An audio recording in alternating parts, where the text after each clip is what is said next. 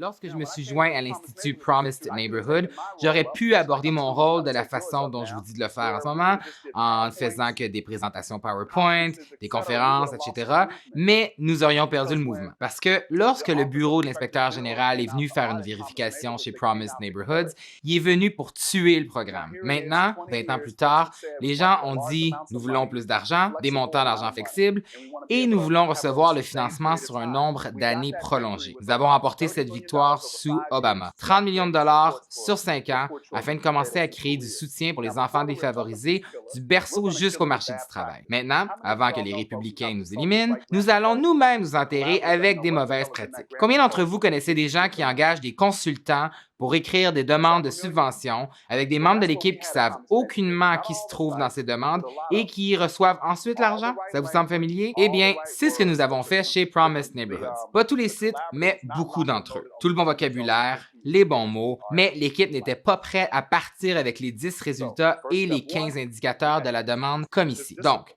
première étape, nous avons dû instaurer cette discipline. J'avais aucun contrôle sur le réseau. La relation contractuelle était avec le ministère de l'Éducation, alors j'ai fait ce que John Gartner appelle des leadership non juridictionnels. C'est la meilleure façon de diriger, sauf que tu contrôles rien et que peu importe combien de titres tu obtiens, tu contrôles toujours rien. Le monde n'a de valeur que celle qu'on lui apporte. Donc, nous avons commencé à instaurer cette discipline. Nous avons acheté le système de données pour notre réseau afin qu'il puisse voir le cadre basé sur les résultats. Certaines personnes ont aimé, d'autres ont dit je participerai jamais à ça. Moi, ça m'importe peu. C'est de la gestion de tiers. Le tiers qui sera de ton côté, le tiers qui sera indifférent et le tiers qui, lui, lâchera pas le morceau. Mon travail n'est pas d'obtenir un consensus maximal. Mon travail est de rassembler la masse critique et de commencer à obtenir des résultats. C'est une très grosse différence.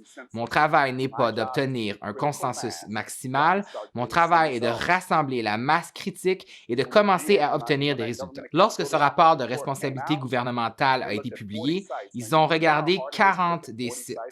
Et vous savez comment c'est dur de regarder 40 sites et de trouver aucune erreur de vérification? Ils ont regardé 40 de nos sites. Ils ont vu cette discipline. Ils cherchaient du gaspillage, de la fraude et de l'abus. Ils ont commencé à décrire cette discipline dans le rapport et c'était si bon que le sénateur Klein a choisi de ne pas publier le rapport public. Nous l'avons rendu public afin de montrer aux gens que ça fonctionne. Quelque chose de nouveau se produisait. Aujourd'hui, ça signifie que Promised Neighborhoods est un programme autorisé par le fédéral de façon permanente malgré toutes les hostilités politiques et il ne sera pas éliminé sous cette administration parce que les gens dans la cour arrière du sénateur Mitch McDonald et à Berea au Kentucky et les communautés du Sud, du Nord, de l'Est et de l'Ouest se rendent sur la colline du Congrès et ils se battent pour le garder. Donc, ce que je vous dis, c'est que si je m'étais présenté en ayant eu peur de pousser mon réseau à performer, peur de dire à un réseau qui doit augmenter le niveau de discipline, en voyant mon rôle comme j'y contrôle pas, la seule chose que je peux faire est d'organiser des conférences et de les laisser s'organiser et faire ce qu'ils veulent,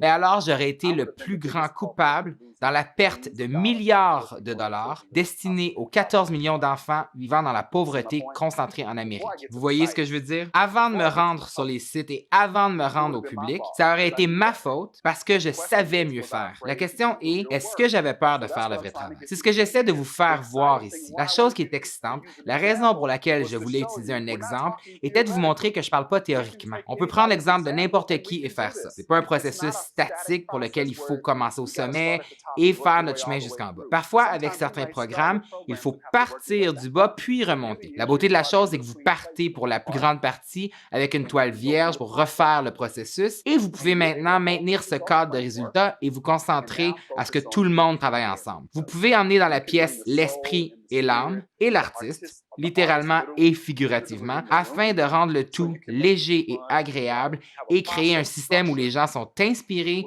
et excités de venir travailler. Un, ils vont vouloir venir parce que tout est fondé sur des résultats et deux, ils vont vouloir venir parce que vous puisez dans l'âme du mouvement. Il y a des artistes et d'autres qui parlent de ces choses, qui font des performances avant vos réunions, etc. Et troisièmement, ils seront excités parce qu'ils ont finalement la chance de contribuer, qui est ce que les humains veulent vraiment faire. Ils contribuent de façon importante et vous avez la chance de célébrer ça et d'élever le tout en racontant des histoires puissantes de leaders de toute la région qui obtiennent des résultats.